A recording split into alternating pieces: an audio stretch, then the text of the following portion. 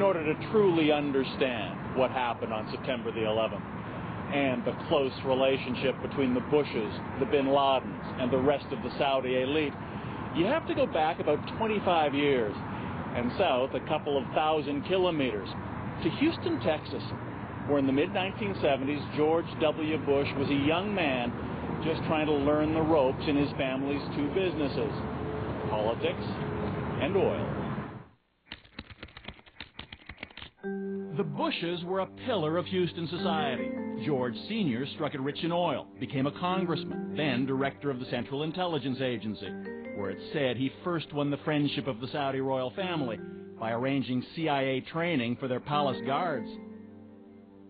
And George Jr. was trying to follow in his father's footsteps.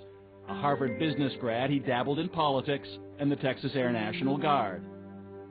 And it was about the same time that a man named Bill White, a former fighter pilot with a Harvard MBA himself, was recruited to work in Houston with someone with business and personal connections to both George Bushes.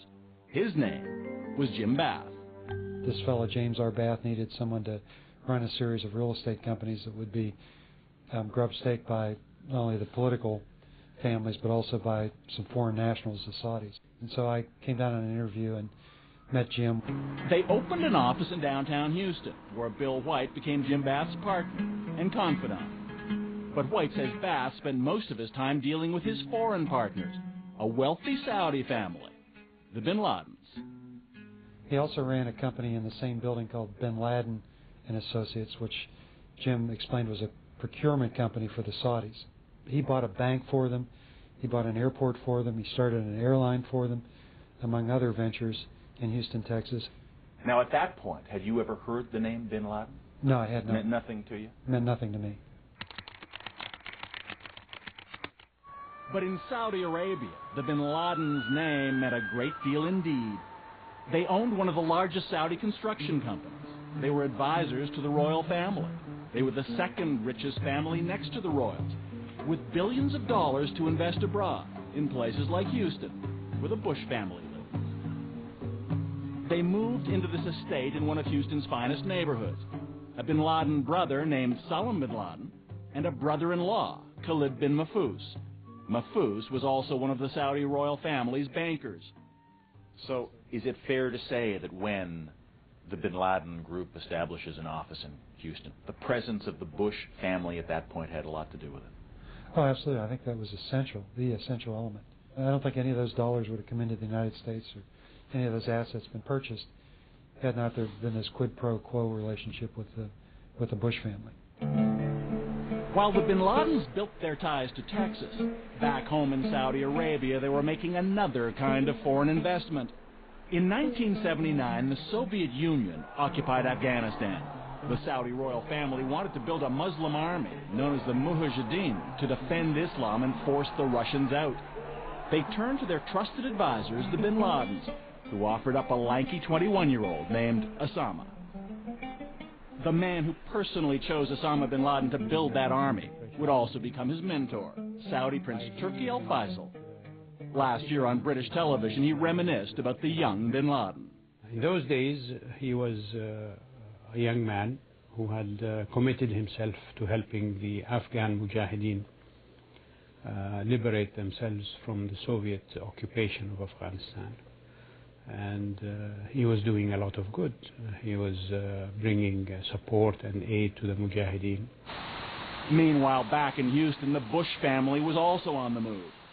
George Sr. was about to become vice president, and his son made a career decision too. By the late 70s, George W. Bush was setting out on his own. He established an oil exploration company that he called Arbusto, a Spanish word that loosely translated means bush. But before Arbusto could find oil, it needed to find some money, operating capital. And apparently George Bush knew where to look. Well, Bath had told me that he had used Saudi money to fund George Bush Jr.'s foray into the energy business. This is the Arbusto Corporation? Yes, the Arbusto Partnerships. As Bath's partner, Bill White, says he had access to information about the financial dealings between the bin Laden family and George W. Bush.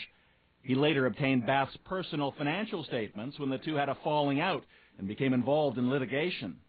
On schedules that show his partnership interest, he shows a personal partnership interest of $25,000 invested in Arbusto 79 and another $25,000 investment in Bush 80. But according to White, that share was only Bath's commission for investing the bin Laden's money with Bush. Do you have any knowledge of how much money the Saudis put in?